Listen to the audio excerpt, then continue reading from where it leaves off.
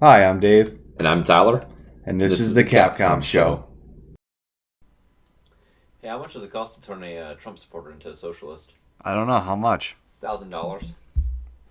I got a question for you. How much does it cost for a not my president person to turn into a fan of President Trump? How much? $1,000. Damn. All right, so we're back with our March current events episode. Um, Kind of excited for this because there's been a lot going on. If you've been living under a rock for like the past, I don't know, 3 months, you would not know that there's actually a very serious virus outbreak going on right now. Um, Coronavirus, or novel coronavirus 19, as it's called. I think. I don't know. Technically, I don't know. COVID 19 is what it's COVID called. 19 is what everyone's calling it, and I'm just saying it coronavirus. It's just Yeah. easier. Or the virus. The virus, I like it better as the virus, as it adds like a sense of, oh shit, to it. or just say he got the corona. He got a corona. Did you see that dad joke of the guys in the fucking bar, and he's like asking, hey, he's asking the bartender, hey, can I get a Corona without hold the virus? Hold the virus. And then the meme just shows the bartender's face of that kid going, it's so funny. But I actually made the joke when I was working at my fast food job on Monday, and pretty much what it was is I looked at my friend. I was like, so no, it was Saturday, but I looked at him. I'm like, I'm gonna get like a 6-pack of Corona, put it in the back seat, and like on my way home, I'm gonna call the CDC back. I'm here to report a case of Corona. Yeah, 6-pack in my back seat. But anyway, so essentially, what the coronavirus is it's a respiratory infection. It's a virus, obviously. Um, It has very flu-like symptoms. Obviously, it's very similar to the flu, but it's a little different. I'm gonna pull up the World Health Organization here, their page on it. Coronaviruses are a large family of viruses that cause illnesses ranging from anything such as Middle East respiratory syndrome to severe acute respiratory syndrome. Pretty much, they're all designated. They're just attack the respiratory. This specifically goes into your lungs. Yes. Zoonotic, meaning that they are transmitted between animals and people. Designated detailed investigations found that SARS-CoV transmitted from civet cats to humans, and MERS-CoV from dromedary camels to humans. I that's a new word to me. Okay. I don't know. I heard they did. It was made via gene splitting. Is how I heard it was This made. one, I don't That's know. that's. From what I heard, it came from SARS, so it might have came from cats. I don't know. I don't know. I don't know. Well, I even hear floating theories that it came from a bat too. Yeah, there's been a lot of theories that's where this came from. Pretty much what it is though is common signs of infection include respiratory symptoms, fever, cough, shortness of breath, breathing difficulties, sore throat. Pretty much, if it hurts to breathe, yeah. Yeah, that then it's time to go into urgent care or an ER or something. And what the normally this wouldn't be much of a panic. Flu-like symptoms diseases they're actually pretty well easy to maintain, especially if you're in a decent age group. And you don't have any unnatural health ailments. Yeah, but the problem with it, and the reason why the state is going fucking nuts and everyone's going fucking nuts over this, is because, it has God, I had the name for it, but I forgot it. It's pretty much what it is. It's airborne transmission. Oh yeah. Once someone's infected by it, it has a 3-day gestation period, and for those It of you can who don't take know, it can take up to like 14 2 weeks four, too, two yeah. 2 weeks for it to show any symptoms. So you can carry So it you without could be even having it. contagious. Like I could, all three of us in this apartment right now could be contagious and not know it yet. You know what I mean? And that's the scary thing about this is normally it takes 3 days on average, but again, anywhere from 2 to 14 days, you could be contagious and not know that you have the disease. The scarier part about that is when it's in your lungs and you're breathing, even if you're not coughing, as you're breathing it out.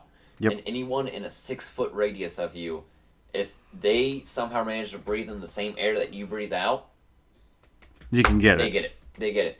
That's why everyone's going all that's why there's a lot of Even panic, especially yeah, with all the states. I saw several people when I went to the store. I think yesterday, a lot of them were wearing not the those breathing masks things, Yeah, yeah. those respirators.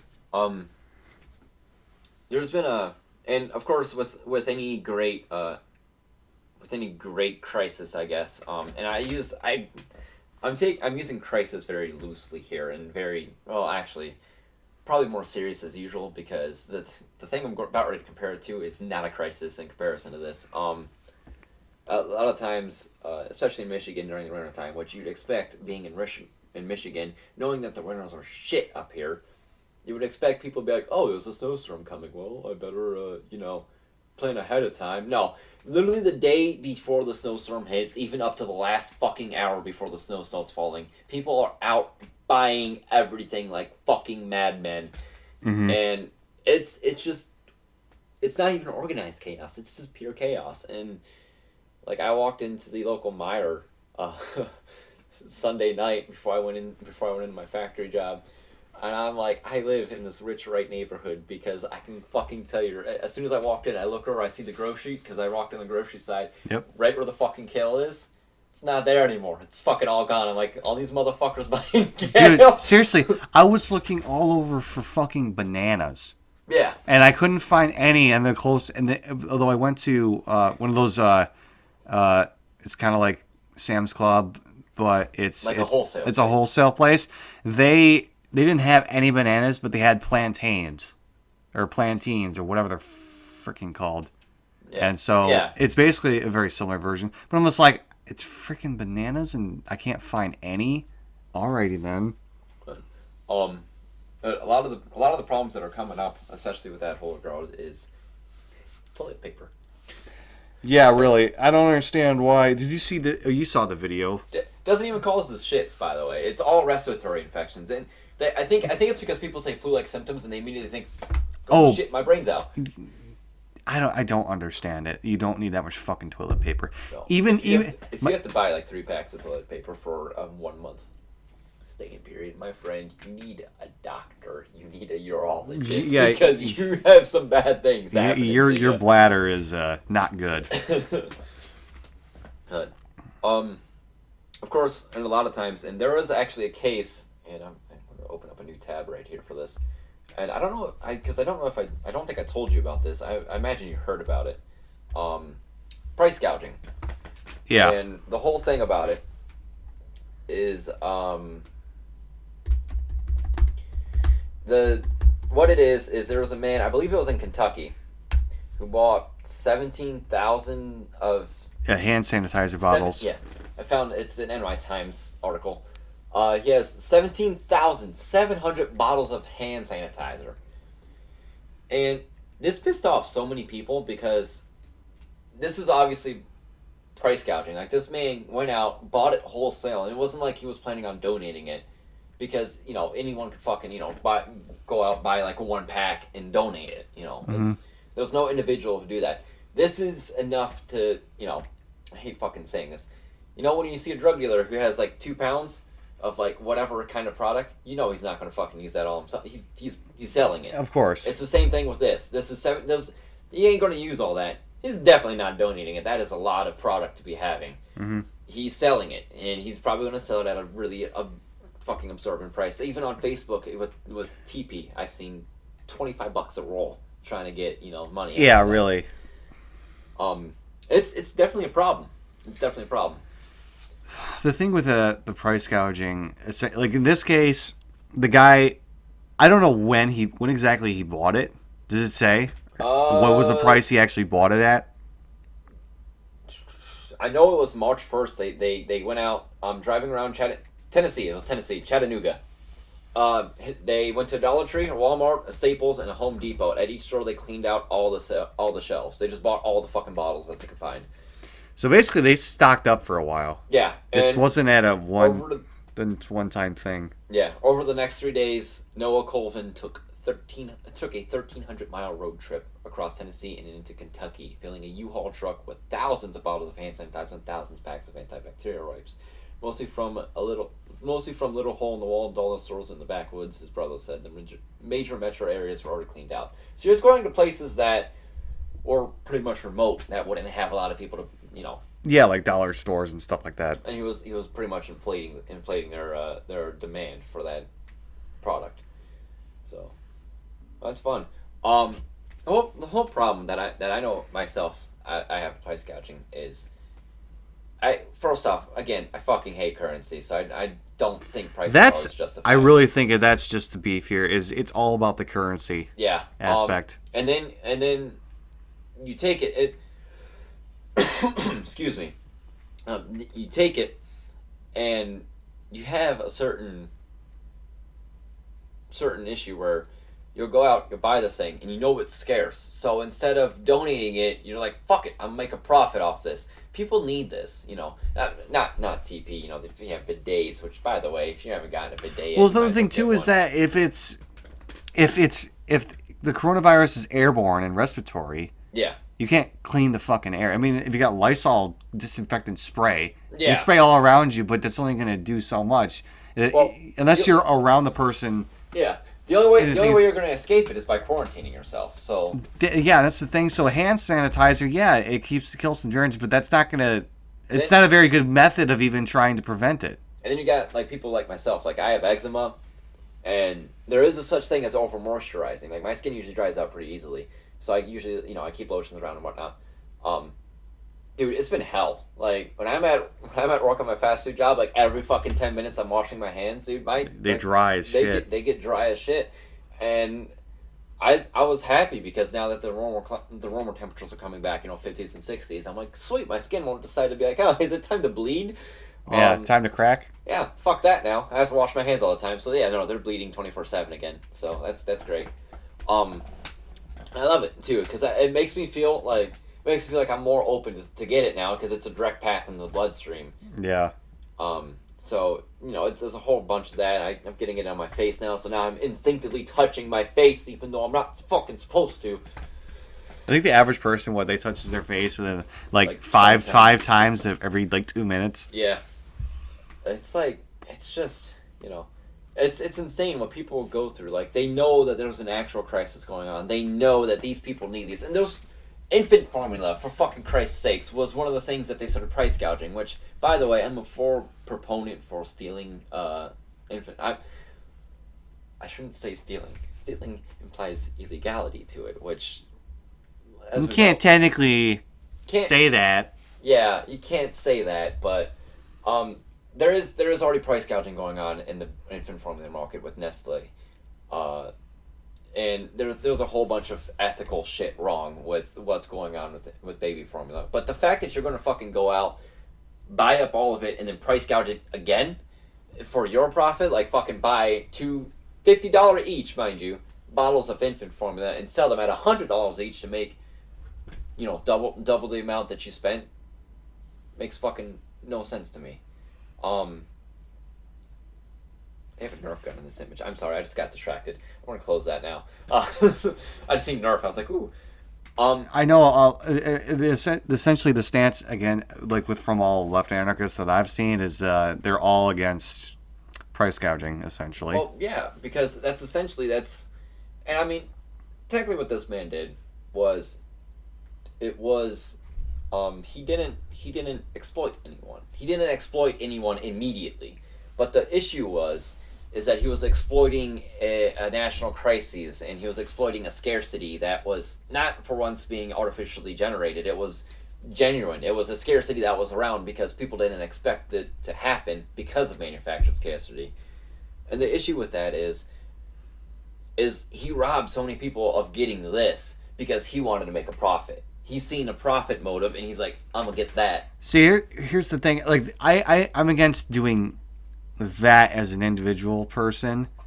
But if you're talking about a business, and this is the argument that I see a lot, was, what stores can do is essentially just limit the number of items you can get. Well, the thing about that is... Which they are doing. Like I said, they do it now. They're doing it anyway, but the thing there is, okay, say you've got a family of 5, okay?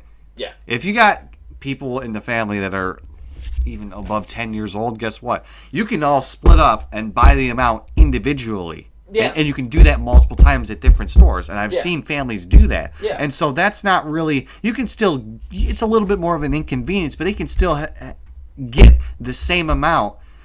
It's just, like I said, a little bit more of an inconvenience. But if you increase the price, they can't get around that. Yeah. And they're limited by how much money they have. Yeah. And so this is one of those things where it actually kind of makes sense to price gouge. Another thing too is when you have a retailers, right, that have all the sanitizers, wipes, and everything, and they increase the price. Okay, so you get a higher demand than you have a supply, all right? So the supply is running out. And Yeah. the demand is way up there. Yeah. So when Naturally, you have to make more of the supply, which means you're going to have to drive prices up anyway. So yeah, and since the price increases, that's the profit motive that says, hey, this thing's really profitable.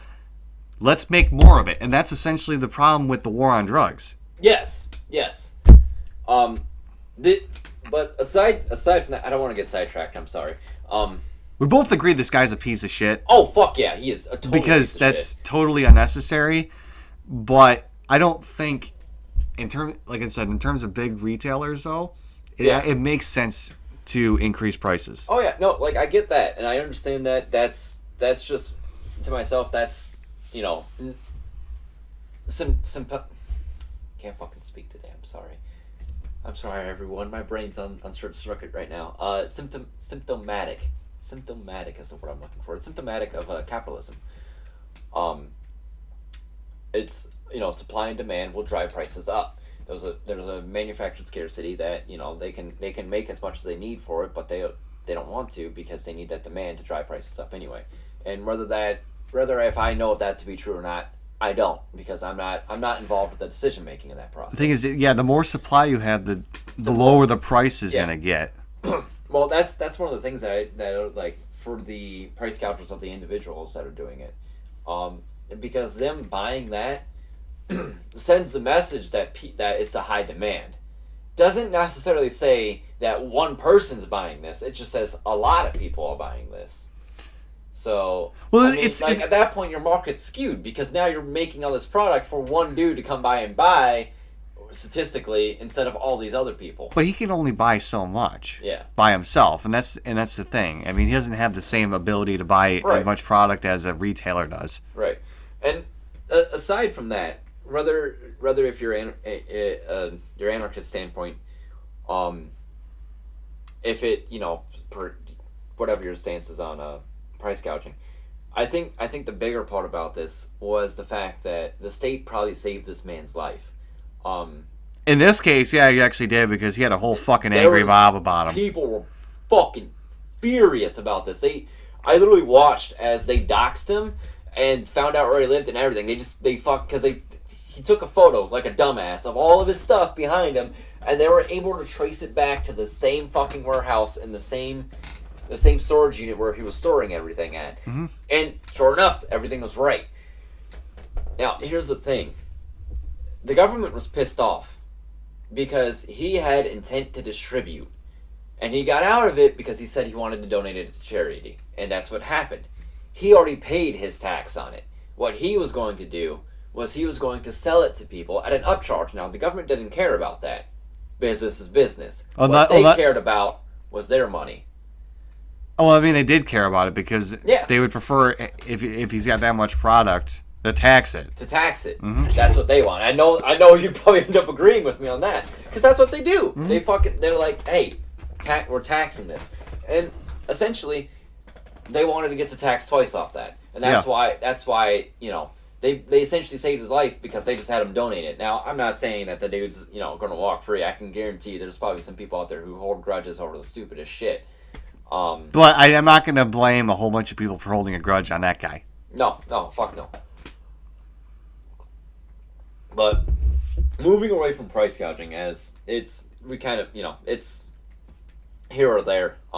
It's always going to be symptomatic of capitalism, as long as it stays around. Supply and demand will always call for a change in prices, and sometimes if people will take that in their own hands and fucking jack up prices. Until we get to a post-scarce society. I mean, it's going to happen anytime there's going to be some sort of crisis. My biggest problem with price gouging doesn't really come with antibacterial wipes and hand sanitizer. It comes with medicine. Like insulin. People need Oh, to. yeah, with all the patents and the big pharma Yeah. shit. Now, the polio vaccine was made $3. Like they They made it obviously- really cheap. Yeah, they didn't. And the thing is I seen it. It was a Twitter post. I don't know if I should. I don't think I did. It was a Twitter post where someone was talking about like a coronavirus vaccine because there is one that's being made right They're in development for it. now. Although I will. Oh, this is another thing we gotta talk about. Continue though. Okay. I'll wait till you figure it out. I have it saved on my phone. I'll just bring it up when you're done. So what it is it was a post that someone was talking about like, socialized Medicare, which I do believe that socialized Medicare would probably help out with this because some people out there, they don't have medical coverage. So they get sick, they're fucked. They're gonna either have to run the course without any treatment and hope that they survive, or they're just gonna walk around and spread it to everyone else, not knowing that they have it until they have it. And I think that is something that we shouldn't be fucking around with right now. Like, and then someone was like, well, if I wanted to make a vaccine for it, why would I'd want to do it for profit.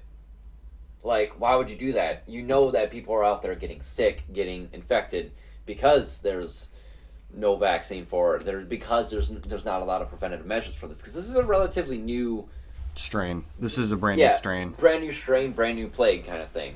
And the funny thing is, by the way, and I don't know if you listen to a lot of Cattle Decap, but no. Back to plague. That's I've been fucking bumping that for the last month because it's just, I know it's about bubonic Yersinia pestis, but it's fucking great. I love that song.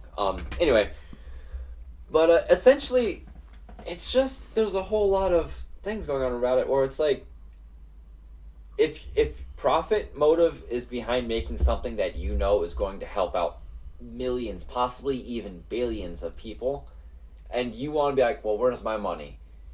Eat shit. Like, I would rather cut profits. Like, I would rather take a financial loss knowing that something that I produce will save millions upon millions of lives. The thing is, how much of a loss can you take before you can't do that anymore? That is true. And normally a lot of vaccine research, it's usually government funded. So I mean it usually is funded by private and public investors alike. So I believe that before a long time ago, it actually was all privately funded. I remember it wasn't tuberculosis. Tuberculosis was all, it just happened on itself. I don't even think that has a vaccine. I think it's just penicillin that they did for that to treat it. That I don't know. Neither of us are medical professionals. I do have a lot of background because I do have a lot of friends who are doctors, and myself I fucking study it, but yeah, I'm not a professional, so I could be fucking wrong, I could be right. Just a grain of salt.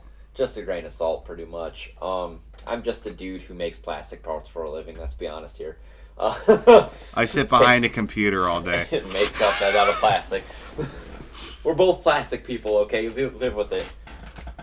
Essentially, what I mean though is, God damn it! It wasn't. I know I mentioned the polio virus or vaccine being like $3 a patent. Mm-hmm. Trying to figure out what it was. It was the flu shot. The flu shot. Fucking Spanish. 1918 pandemic. Flu pandemic. The Spanish flu. Yeah, the Spanish flu. Sorry, that was a word salad that I just threw your way. I heard a few people talking about that and how it was a lot worse. Well, it was. The entire world got infected except for like one island somewhere. Yeah. The reason why it was World War I at the time, they had a big war going on. Everyone was fucking fighting and bringing it back home, and it just fucking got rough. And the reason why it was called Spanish flu was it actually broke out in the trenches between German and Americans, and allies and Central Powers fighting each other. But no one wanted to report it because then no, we can't have a war anymore. We can't have that. Spain was like, wait a minute, we're neutral. There's a flu, guys. There's a flu, and then everyone's like, Spain has a flu, and everyone's like, I do want to talk about this though, because I know like the whole vaccinations and everything. Like, I don't think that there should be a profit motive behind medical coverage, but that's something that we could say for a different day and probably for an actual episode down the road. What I do want to talk about though is, and I did talk with you a little bit about this beforehand. I've noticed a lot, like my family members had symptoms that are similar to coronavirus now. My wife had some. Yeah, later on last year, right? Like, No, just recently. well, fucking shoot me down right No, now. no, no. It's not the reason you were thinking of. But, um, but like, and then I had a couple coworkers have the same thing, and it was all like anywhere from like October, November, December. They thought it was just regular flu because that's when the flu season starts. Yeah. But they didn't have the same symptoms that they would have with flu. The sore stomach, the aching lymph nodes, aching joints and stuff. Mm-hmm. It was just, cough, sore throat, chest pains, shortness of breath, whatever, like a respiratory infection. Mm-hmm. And all they were diagnosed with was a viral infection. And apparently there was a lot of people that I've heard that had this, throughout all of North America. What's to say that this coronavirus that we're experiencing right now, that we're in the midst of, didn't start here in the States or in Canada. It didn't start here. Go to China, where the population is much more dense and numerous, Mm-hmm. able to multiply enough to mutate and become more dangerous, and then start breaking out there. What's to say that the precursor strain to this strain didn't come from us and then just was lucky enough to mutate in that small amount of time? The thing that I have, it was actually from the SARS virus back in 2013 at a Canadian lab. Yeah. So, did you want me to actually read this whole thing or no? If you want to, I'm gonna precurse it myself by saying that I don't honestly believe that, because there's it seems like a lot of tinfoil stuff going on. I mean, this is just something I found in Discord. I'm not saying it's not believable though, because I mean, let's be honest, we're in a government run by pedophiles. Anything's fucking believable at this point. So, anyways, go ahead. I mean, it's a lot. So basically, according to this, on June 13th, 2012, 60-year-old Saudi man was admitted to a private hospital in Jeddah, Saudi Arabia, with a 7-day history of fever, cough, expectoration, and shortness of breath. I don't know what expectoration. What are we reading that? It's the first box. First box? Expectoration. I don't know what the fuck that. Yeah, that's new to me. I have no idea what that is.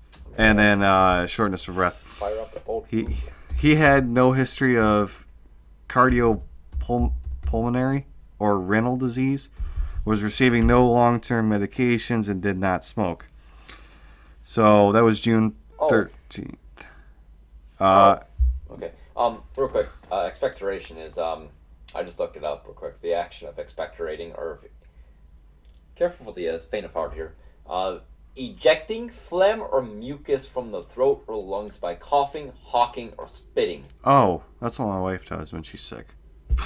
That's what I do after a very intense vocalist practice session. Yeah. Okay, so then on May 14, 2013, a sample of this Saudi SARS from the very first infected Saudi patient arrived in Canada's National Microbiology Laboratory in Winnipeg and Rotterdam, Netherlands, who sequenced the virus sample. In March 2019, a mysterious event happened. A shipment of exceptionally virulent viruses from Canada, NML, ended up in China. The event caused a major scandal with biowarfare experts questioning why Canada was sending lethal viruses to China. And so 4 months later, in July 2019, a group of Chinese virologists were forcibly dispatched from the Canadian lab, the only level 4 facility equipped to handle the world's deadliest diseases, where coronavirus sample from the first Saudi patient was being examined. The scientist was escorted out of the Canadian lab building along with the members of a research team, along as this with his Chinese biowarfare agent, Dr. Zhang Qiu. Sounds correct. Yeah. She's married to another Chinese scientist, Dr. Keding Cheng. The couple is responsible for infiltrating Canada's NML with Chinese agents posing as students from a range of Chinese scientific facilities linked to China's biological warfare program. And so Dr. Zango made at least 5 trips to the Wunan National Biosafety Laboratory, located only 20 miles from the Huanan Seafood Market, which is the epicenter of the outbreak. The Canadian investigation into Chinese biological espionage is going, and questions remain whether previous shipments to China of other viruses or other essential preparations took place from 2006 to 2018. And so, essentially, this is a theory, I guess. Yeah. It sounds like it was a bio weapon. I mean, again, it could be. It could very well be. With this day and age, we don't know for sure anymore. But the only reason why I don't like that is because there's a lot of like what ifs. There's a lot of there's a lot of details that aren't there. Yeah, there's a lot of details that you'd have to really dig for, and so I'm calling it a conspiracy right now. But I'm not saying that it can't be true. Mm-hmm. Because it could very well be a true thing. I don't know why Canada and China would be cooperating, but that's neither here nor there. I mean, it could always be some reason. And of course, the HK riots going on, so there is definitely a motive for China to want to have a bioweapon. However, though, I don't think China would be foolish enough to deploy a bioweapon on mainland China. Well, Hong Kong is not mainland China, but is it its own island? I don't know. It is. It is an island. All right. Well, I mean, there must be a lot of traffic on and off the island, though, isn't there? Oh yeah, it's an economic and center. And so that's one thing, though. It's like, you could release a bioweapon, but if you got a lot of high traffic going back and forth, you're just gonna bring it back into your own mainland. It's like detonating a nuke right on your border and not paying attention to the wind that's going to be blowing all the fallout back towards you. It's pretty foolish. Yeah. I mean, China is a huge country with a massive population, but not the smartest idea. So, but another thing that we have going up with this, and this is what's causing me alarm, and this is what's causing a lot of people alarm, a lot of libertarian, anarchist people alarm, especially anyone who isn't part of the alt-right that is this country's politics is pretty much on edge because of this. It's the lockdowns. They're necessary. I think a lot of them are necessary, especially like the fast food industry and everything. I think that's necessary because we want to contain the virus, and the whole point of it is it's very infectious. So there's going to be a lot of people that's going to catch it through the course of the outbreak.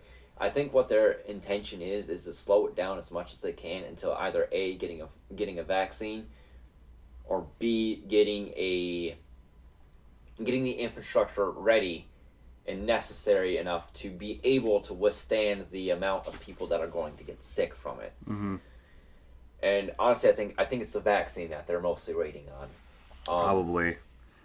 The only thing, though, is now this brings up the question of mandatory vaccination. Yeah. That's another problem.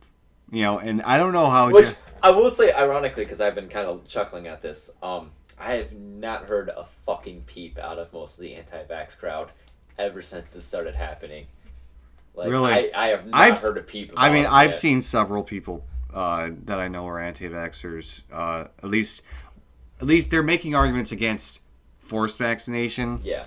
I haven't really seen anything specifically about here's reasons why you shouldn't get specifically the coronavirus vaccine. I haven't seen that yet.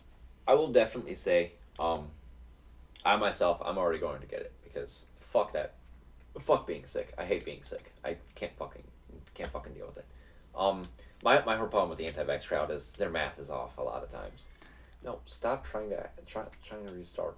I think the biggest thing is that it all depends on what the vaccine is. Yeah. There's obviously some vaccines that are more beneficial and more necessary than others. Yes. And so you have to weigh the risks and benefits. It's like, what are the chances of getting this disease? I mean, do I really want to get this vaccine or not? Yeah. And a lot of the vaccines that they have out there are actually like, no, I do not want to get rubella. I do not want to get polio. Fuck polio. I don't want to get that. Mm-hmm. You know, smallpox, everything like that. I don't want those I want those vaccines because those fucking diseases, like, I mean, you've seen their symptoms. You've seen what people who look like when they're suffering from them. It generally looks like fucking hell. I don't want those. I don't want those diseases. I want the vaccine. Give me the vaccine. Give me the vaccine. I'll take it. But the whole point with, like, the lockdowns and everything is, and it's a quote that I was talking about off mic, and now that we're on mic, first it was mostly used by Churchill, is credited with the first saying of it, but most recently, and it's fresh in everyone's mind with this, Rahm Emanuel. For those of you who don't know who Rahm Emanuel is, he's an American politician. He's the currently he's the mayor of Chicago. During the Obama administration, he was the White House chief of staff. He was a senior advisor to Bill Clinton when he was president, and for a bit he was also a representative for Illinois' 5th congressional district. Rahm Emanuel, who, by the way, his policy, I do not like his policy. He's very anti-gun. I'm not surprised that he's very authoritarian either, because of all of his policies that he's already enacted. There is one quote that stuck with me on this. You never want a serious crisis to go to waste. And what I mean by that is it's an opportunity to do things that you think you could not do before. Mm-hmm. It's an excuse to get away with some sort of action. Yes.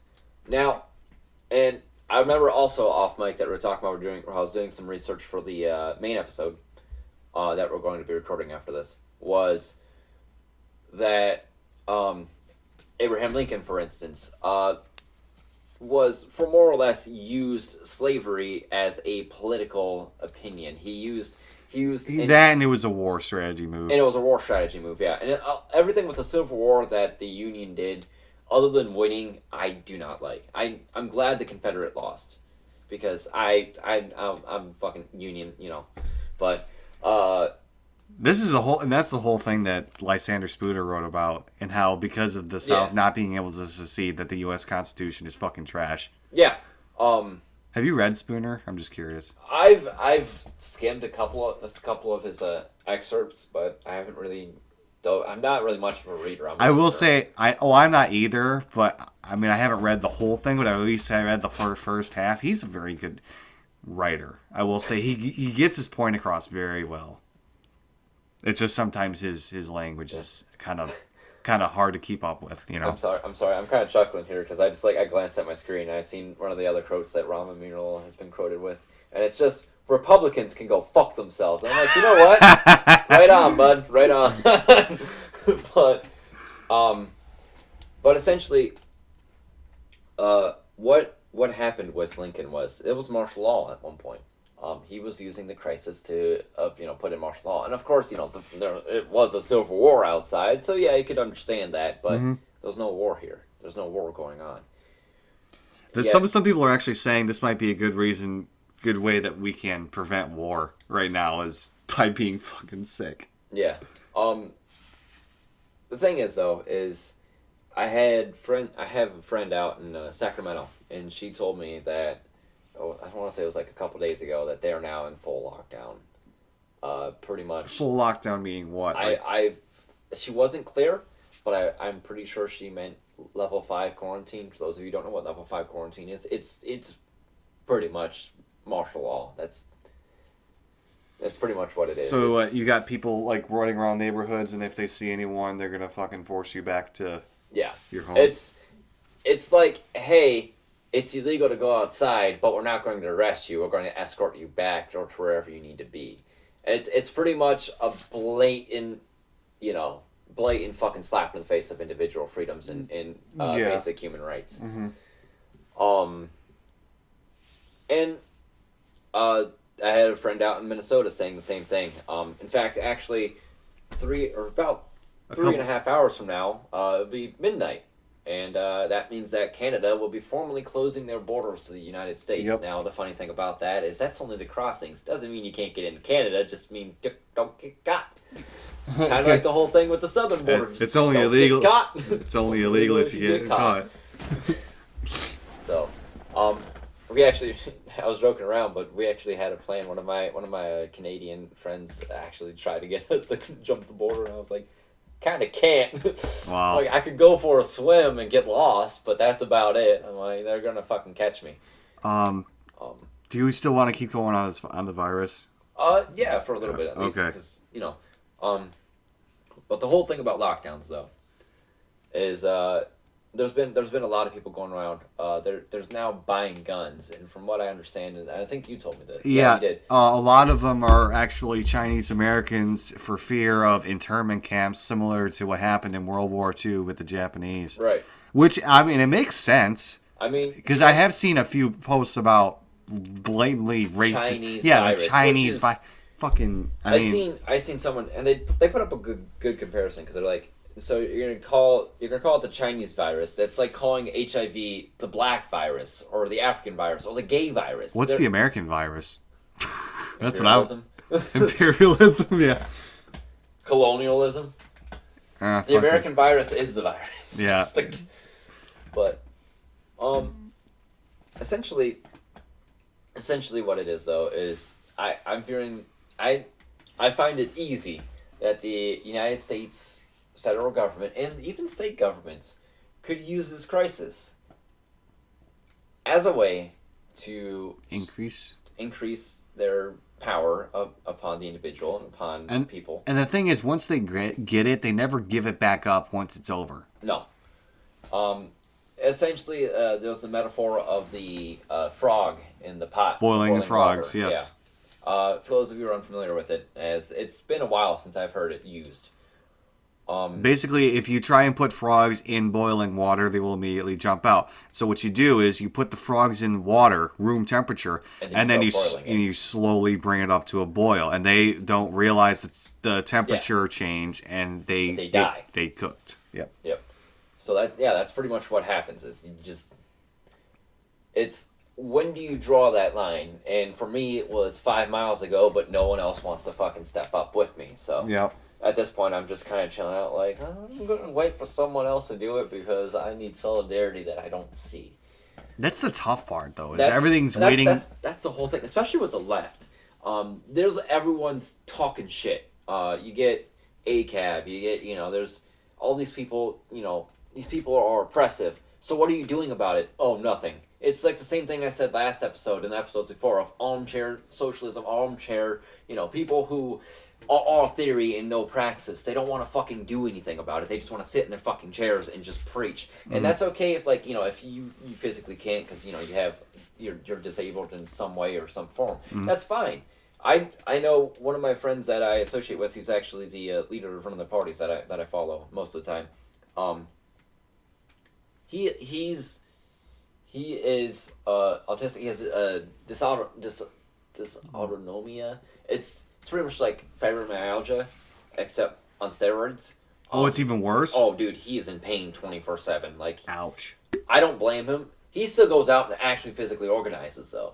So, like, I know there's people out there who, like, paralyzed and stuff who, might be mobility, and they might not be able to organize as well physically.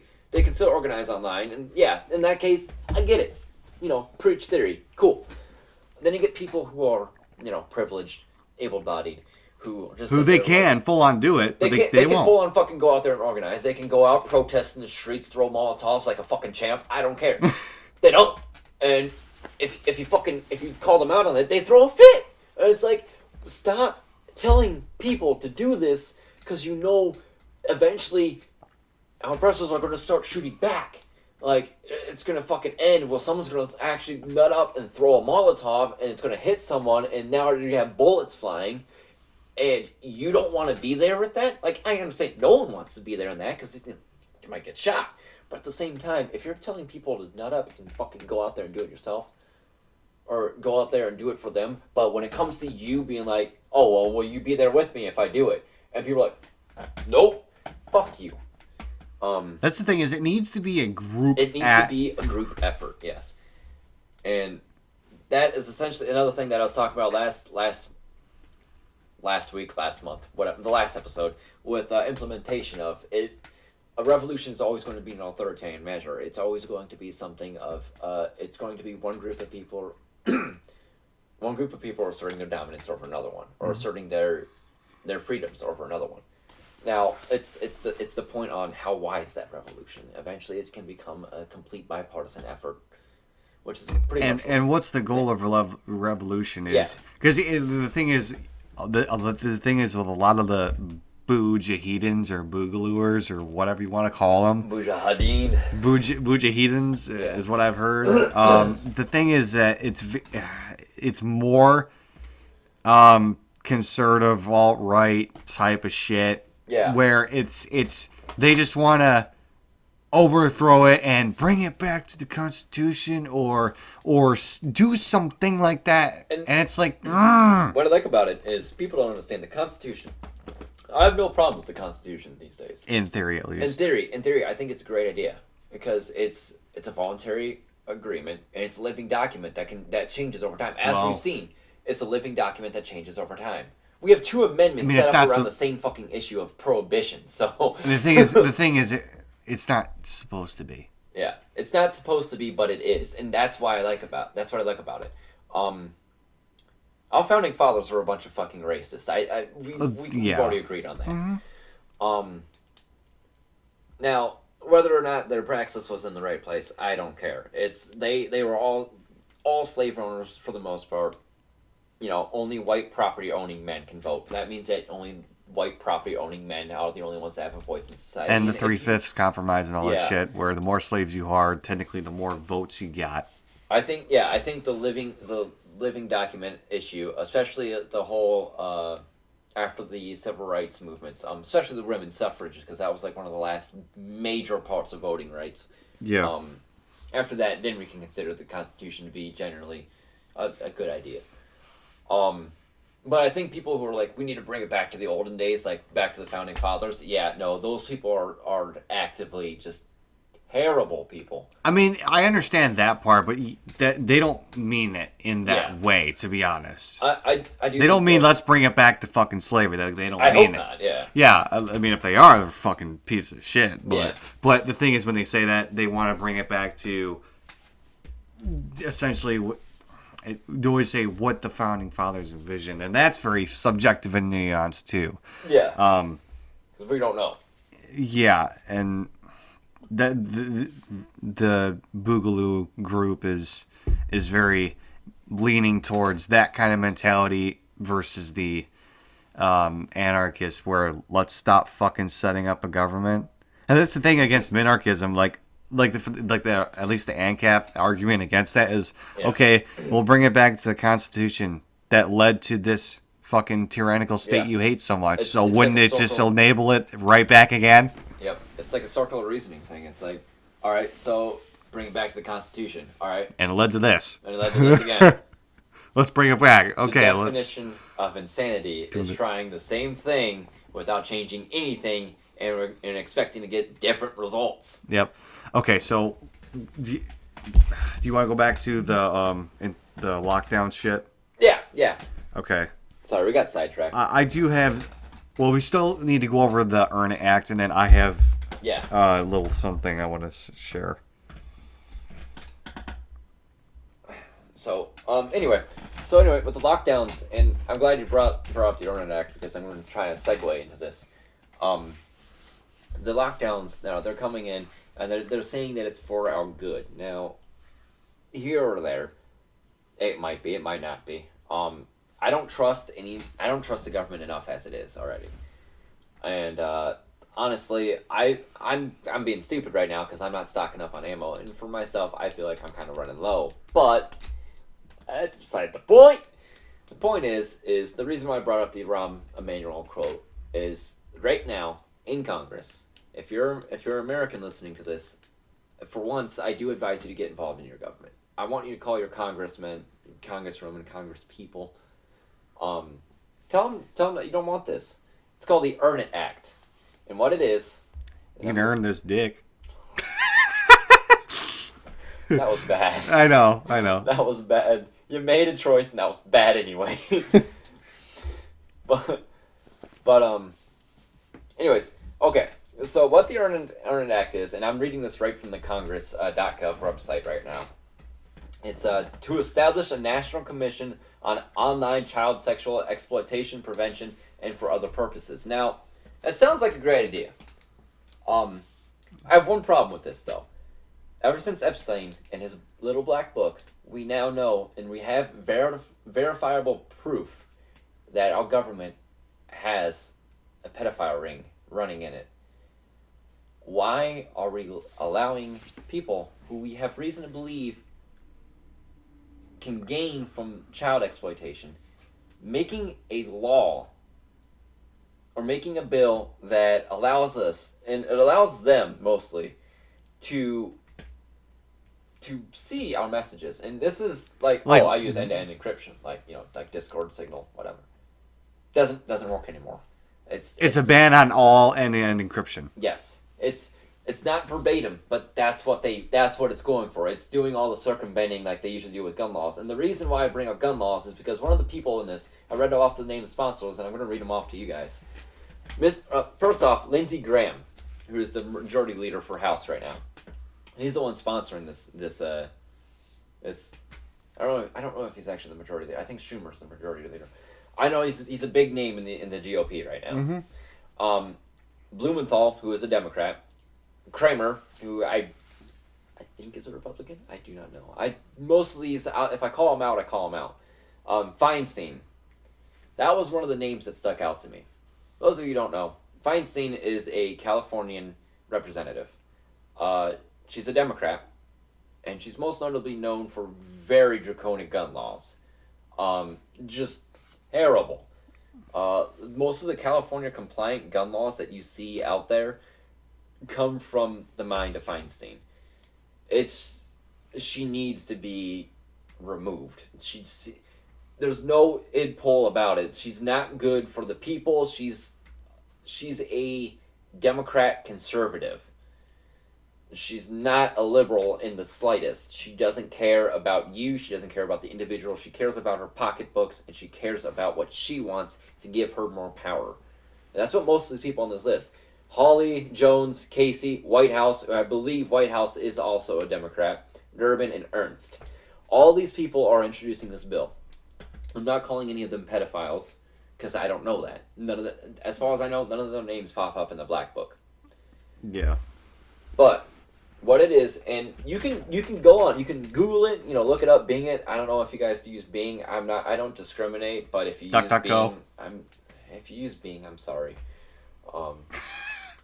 Bing. Microsoft already has enough. They don't need to. You gonna edge it too, or you're gonna edge it? You're gonna Mozilla Firefox get that slow shit going on. I remember, this is really random, but for a joke on the school computers, like when you were in high school, the computer lab. Oh man. They would change Mozilla Firefox to Godzilla Firefox. I saw several students do that. Yes, the good old days of middle and high school years. Yeah. Anyway, pretty much the wording, if you go around it and you look up a lot of the terminology they use, and if you're familiar with any of the Feinstein bills, it's pretty much, it sets up a series of loopholes that it circumvents using terminology that would alert the useful idiots. Mm-hmm. For those of you who don't know, useful idiots was useful or willful idiots. Useful is the way I've always heard it. I believe, yeah. I believe it was something that Lenin actually termed, and it was the idea of, he was speaking about liberals actually, that they will further the ideas of the people, and obviously it's being used way out of context with this, but it's the way that, from what I've seen, Feinstein's bills are set up is that it's a bunch of loopholes centered around one problem that they want to circumvent, and it gets nothing done. Except it appears that it gets something done that's beneficial to the people, but in reality, it's not. It's actually just beneficial to the government.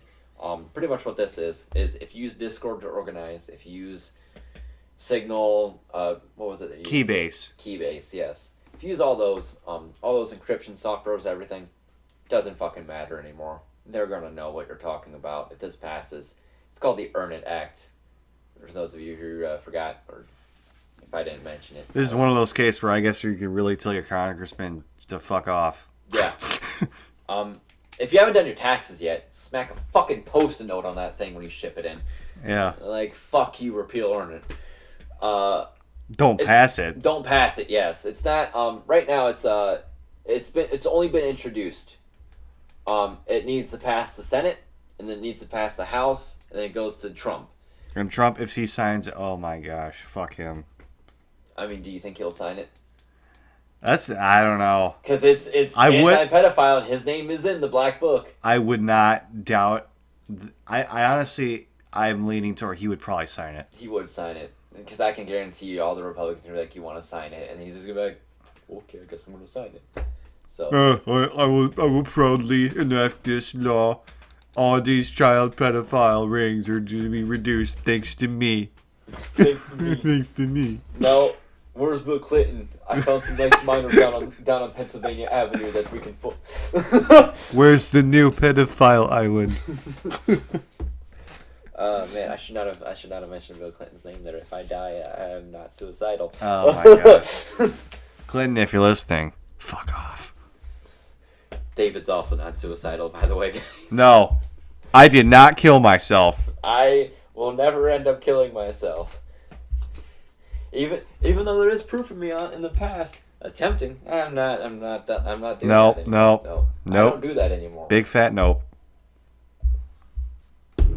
I have purpose in life now. But yeah, anyways, that's the Earn It Act for everyone. Pretty much what it means is we're going to put you in your homes because of a virus. We're going to lock you down. And if you try to organize and do it under our nose, but we can't see, we're going to fucking pass a bill that will allow us to see. I will say, there was a theory, though, where you can get around this by creating the traditional form of encryption, where you make your own symbols. Yeah. And code talking, but at the same time, it takes way too much effort. I will say that's a lot. I mean, it's a lot harder. I mean, if you have no other option to do that, I mean, you could. But for right now, we still got data encryption. So, yeah. I mean, that's our best bet. And so, obviously, we need to not let that bill pass. Yeah. Which reminds me, as soon as we get off mic with this episode, I'm going to definitely share this entire thing with all the groups I'm in. Okay. Because we need this. We need to make sure people know that this is something that we can't let the government pass. They say it's for, you know. They always say it's for good reasons. They say it's for kids. And I hate doing this because I sound like a broken record, but let's be honest, both of us, Bo, the fifth column, brought this to our attention. He makes good videos on stuff like this. If you guys haven't fucking watched them, go fucking watch his videos. They're honestly great. Even if you don't agree with him politically. I mean, I don't. He's more lib left. But he is very live left, and then he even at his last video of he even said it himself. He's like, I know, they don't think I'm live left, but I kind of, I love it too because I was watching one video where like some guy was leading him around back, and he's like, I'm probably not gonna get robbed. I mean, look at me. I look like I carry. Yeah, really. I don't. But I look like a traditional redneck. Yeah. But yeah, he like I said, I wish he just expose the Democratic base he has so much to show them how they're so inconsistent. But I mean, besides that, he brought this to everyone's attention, and he said, of course they're gonna say it's for the kids because it's an easy rallying cry for useful idiots, If you're against it, you're obviously a pedophile, and that's what they're gonna fucking peddle when if any of this catches on and people start countering it.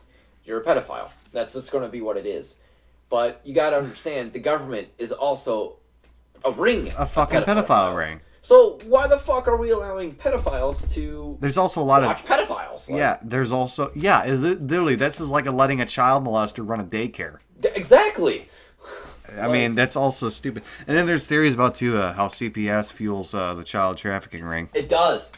Okay, While we're on this topic real quick, I'm going to go into this. There was a report that investigative journalists actually released, and there has been a series of people, and it's like the Clinton list. Because if you expose it, like if you try to go public with it, if you go try to expose it, the CPS does a lot of things where suddenly foster kids just disappear. I know, seriously, I They lose noticed that. How do you fucking lose a kid? Yeah, you're either a really bad parent or you're doing it on purpose. A lot of kids that go into CPS, usually they've already been conditioned to be in abusive relationships because that's usually what CPS does. So it's not a far cry to think that, hey, CPS is selling kids off into slavery, into sexual exploitative environments. It's very likely. As to say if that exists or not, I don't have the proof, but I mean, it seems Quite plausible. Yeah, it seems like the Clinton list, where it's like, hey, you got all these people saying this has happened, and suddenly they're just dead. Like, wow, look at that. Yeah. I love how people think like, oh, that's not suspicious. They just See, the died. thing It's is- like, no, that's suspicious. They died. They died from gunshot wound. Like, I mean, seriously, the thing is if any, let's say you got some of these crazy, there's a couple of cases where you have parents who foster like a shitload of kids. yeah. Well, if they suddenly just lost a whole bunch of them, people would fucking lose their minds. And yet when CPS does it, they don't say shit. Yeah, no. It's a very big problem that we have is a lot of people don't pay attention, and I think again it's because of the whole don't let a serious crisis go to waste. The government does a really good job at smoke and mirrors. Look at this while I do this. Yep. I think that's a lot of the problem with it. And again, the only thing I think that we can do to solve it is by fucking guillotining every single one of those motherfuckers. Stop it right at the source. They can't do it anymore if they can't breathe. Yep. So, but anyways, that's pretty much it for our current events, I'd say. No. No? Do we have something else? Yeah, well, this is something that I saw. I mean, regarding Bill Gates. Billionaire stuff. What is Basically, he came out and admitted that he wants to give everyone a digital ID vaccine to track who hasn't received the coronavirus vaccine. So this is going back to vaccinations. Yeah, fuck that noise. Anything that tracks people, no. No. Technocracy.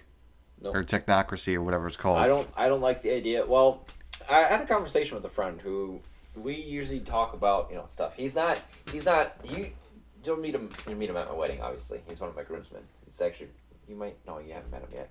He's a pretty cool guy. Okay. Works in Pontiac.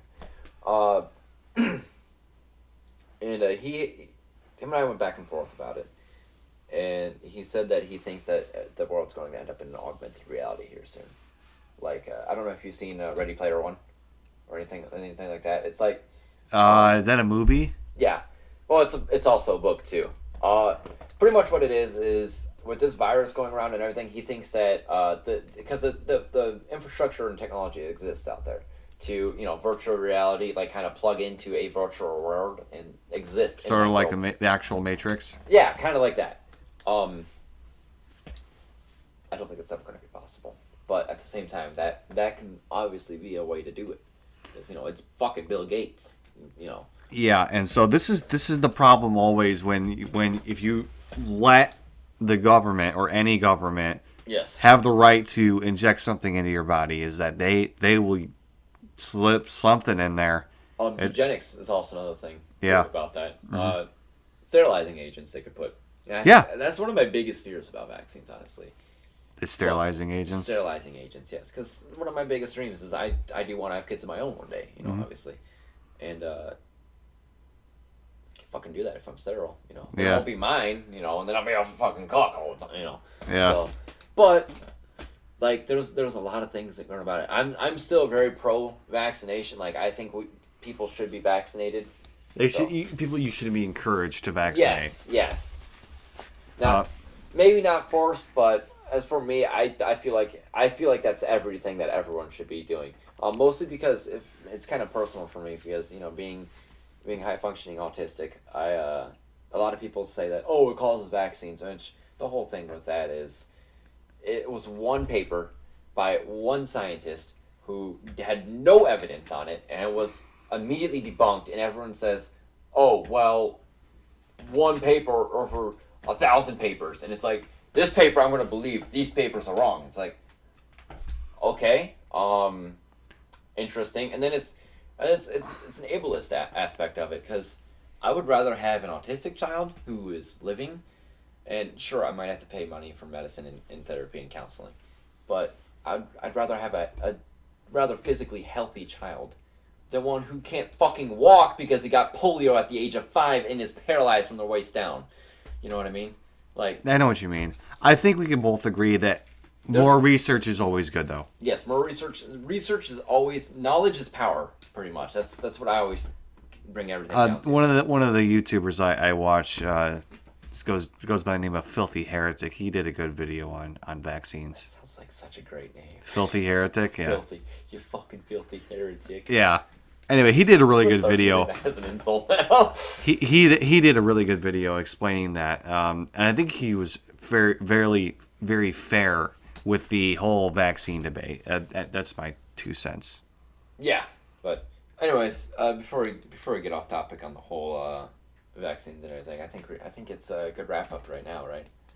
Unless you got anything else. I don't think I have anything else. I think that was it. That was one thing I did see and I wanted to mention though. I mean, a footnote is I don't know if you've seen this. It was right before the outbreak and everything started going to shit.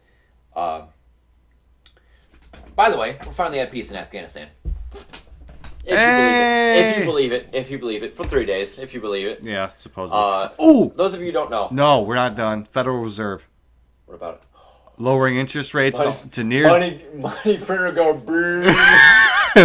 Lowering interest rates to almost fucking zero, and then they dumped, 1.3 trillion, and it was gone. And I believe the number was up to 3 trillion, and it was a stimulus package. They're like, we need to save the market.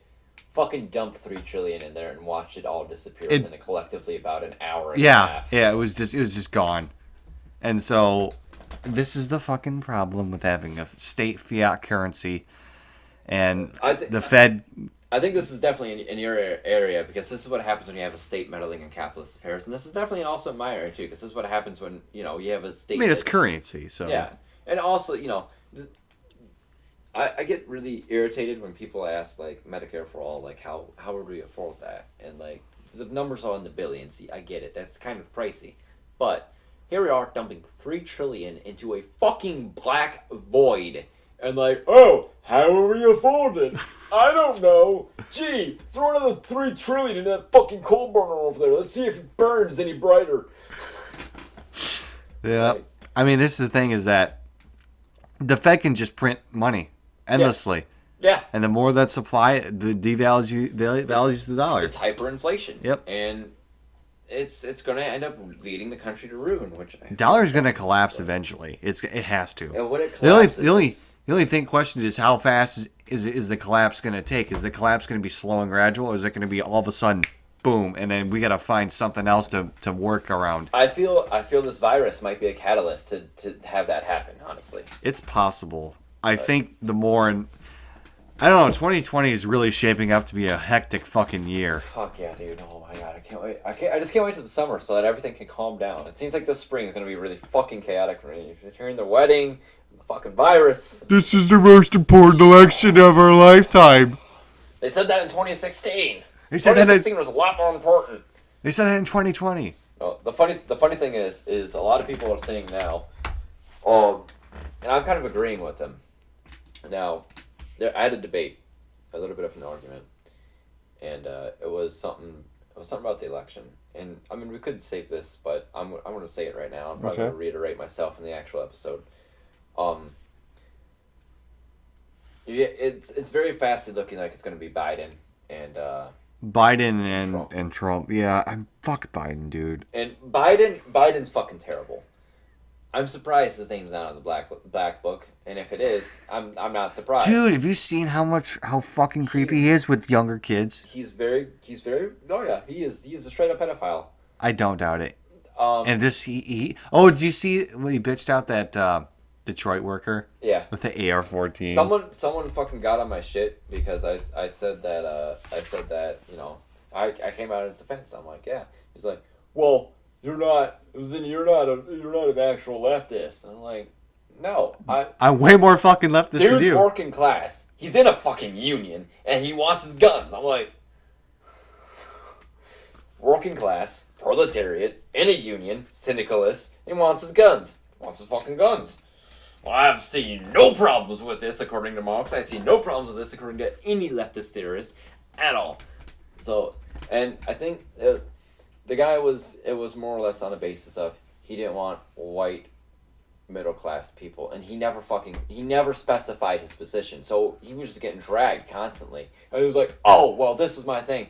I think I showed this to you. It was a couple weeks ago. I was fucking slamming my head against the wall with this guy because he was just not listening. But yeah, I seen that, and I stand with the auto worker because I'm one myself. But, Mm-hmm. Yeah. I think the Federal Reserve was the last thing that we had to talk about. Yeah, but essentially though, with Biden and Trump, Biden is not the leader the left wants. No. The reason being is he doesn't support M4A.